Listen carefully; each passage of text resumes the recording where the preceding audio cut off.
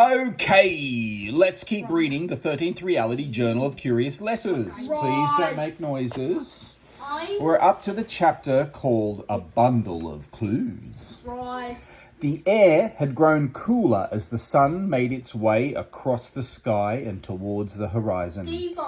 The drip, drip, drip of the melting snow slowed considerably, and Tick shivered as he eagerly waited to see the next clue. Mothball pulled out a familiar yellow envelope. Though this one seemed thicker than the others, and a separate piece of white paper had been stapled to the upper left corner, its edges flapping loosely as she handled it. After a long look at Rutger, Mothball handed the package over to Tick, who snatched it out of her hand without meaning to look so anxious. "Thanks," he said, fingering the note attached to the envelope. "What's this?" "Flip it over and read it," Rutger answered, "though you could at least figure that out by yourself." "Very funny," Tick muttered as he did what he was told, lifting the paper to read the few sentences typed on the back. "Within you will find the next 4 clues in the sequence, numbers 7, 8, 9, and 10.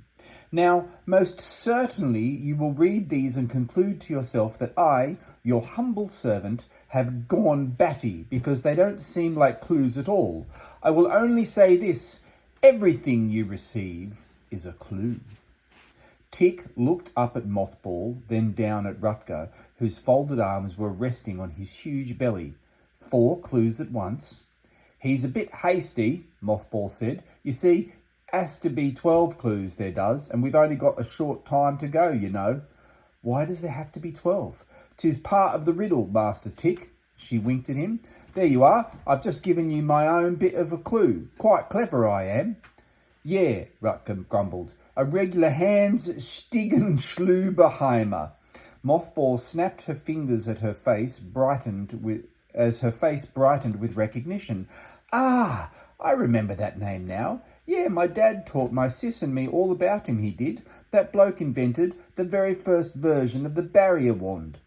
Rutger shushed Mothball. "Are you crazy? I thought we were done giving out secrets this boy doesn't need to know yet." Mothball shrugged as she winked at Tick again. "It's got nothing to do with the clues, little man. Give the sir something to think about, it will." Barrier wand? Tick had heard those words before from Mothball. "I won't even bother asking." Rutger turned to Tick, rolling his eyes as he nodded towards Mothball, as if he were shrugging off the escapades of a little kid. "Solve the riddle of Master George. But we're supposed to be on the special day. Do what you're supposed to do. Be where you're supposed to be on the special day. Do what you're supposed to do. Go where you're supposed to go. Then you'll know very well what a barrier wand is. Trust me." "Sounds good, I guess." Tick couldn't wait to tear open the envelope of clues, but he also wanted to stand there all day and ask them questions. "Is there anything else you can tell me? Anything?" "Done opened our mouths quite enough, we have," Mothball said. "Master George will probably step on his cat, he's so nervous about it all." "You mean he can hear us? Do you have a microphone or something?" Rutger laughed, a guffaw that echoed through the trees, like he'd just been told the funniest joke of the century. "You have much to learn, kid, much to learn." Tick looked down with mixed confusion and anger. "What's so funny?" Rutger stuttered his own laugh to a stop, wiping his eyes with pudgy hands. "Nothing, sorry, nothing at all." He cleared his throat. "Well, off we go then," Mothball said. "Best of luck, Master Atticus." Yes, indeed," Rutger added, reaching up to shake Tick's hand vigorously. "Please don't take anything the wrong way. I'm a little funny in the head sometimes." "Yeah," Tick said. "I noticed." Rutger's face grew serious. "Mothball and I, well, we're rooting for you, kid. A great deal. You'll make it, and we'll meet you again very soon, okay?" "It's in 1 month," Tick blurted before he knew what he was saying. "May 6th. I have to go to a cemetery and stomp my right foot on the ground at 9 o'clock at night and say certain words and close my eyes. I just have to figure out what to say, and..." Rutger held up a hand. "Sounds like you're on the right track." He and Mothball exchanged a look, and there was no doubting the huge smiles of pride that spread across their faces. So far, so good, Tick thought. I just need to know the magic words. We really must be going now, Rutger said. Good luck to you, and be strong. He and Mothball folded their arms in unison, staring at Tick. Okay, see ya, he said, then paused, waiting for them to turn and go. They didn't move. Aren't you leaving? Better we wait for you to be off, Mothball said. Just trying to be proper and all. Man, you guys are weird. Tick smiled, hoping they knew they had become two of his favourite people on the planet. He felt the familiar pang of goodbye, then gave a simple wave. See you later, I guess. Will you be there if I make it, whatever that means?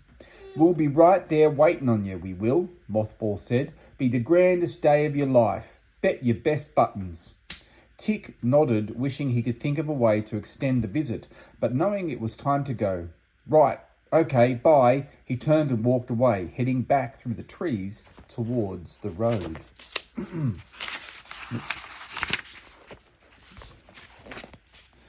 Tick ran all the way home, his sadness at saying goodbye to Mothball and Rutger quickly melting into anticipation of opening the next 4 clues.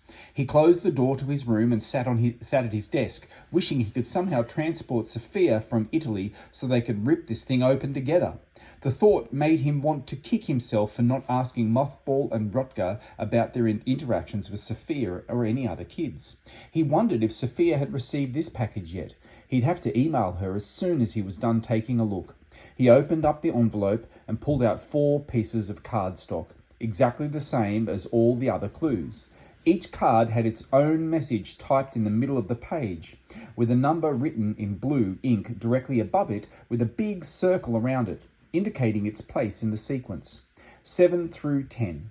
Tick wondered about the significance of the order as he spread everything out on his desk in front of him, then read the first one, the 7th clue.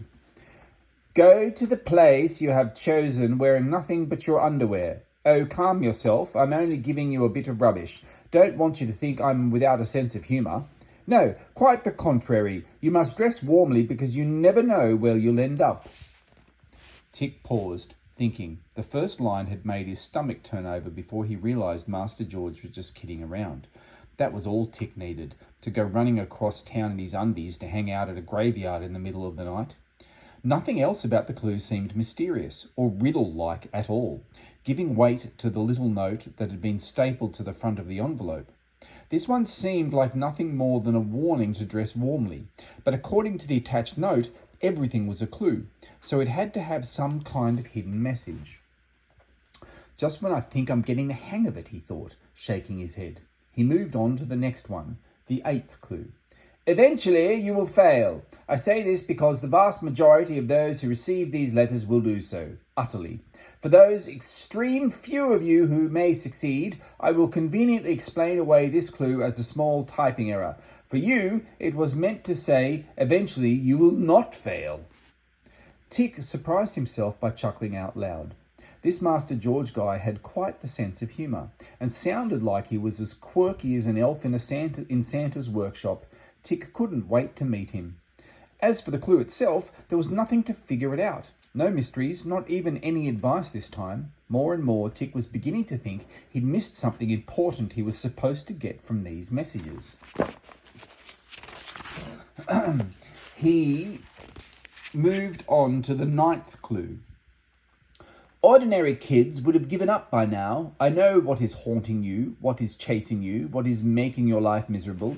Cheer up, friend. Much worse lies ahead. This one made Tick sit back in his chair and pause for a very long time. It was the shortest clue yet, but packed with so much. The kindness of Master George showing empathy for what Tick was going through and the terrible things he'd seen. The encouragement that Tick wasn't just an ordinary kid. The pride knowing he'd stood up and endured, and finally the most humorous warning that he'd only seen the beginning and much worse was still to come. Tick felt like 3 starving warthogs had been unleashed inside his brain, grunting and thrashing to find food. He wanted to know the truth, to know everything so badly it made his head hurt, and he felt frustrated to no end. He just read the next 3 clues and yet seemed no closer to discovering the magic words. If his family hadn't been downstairs, Tick would have screamed at the top of his lungs.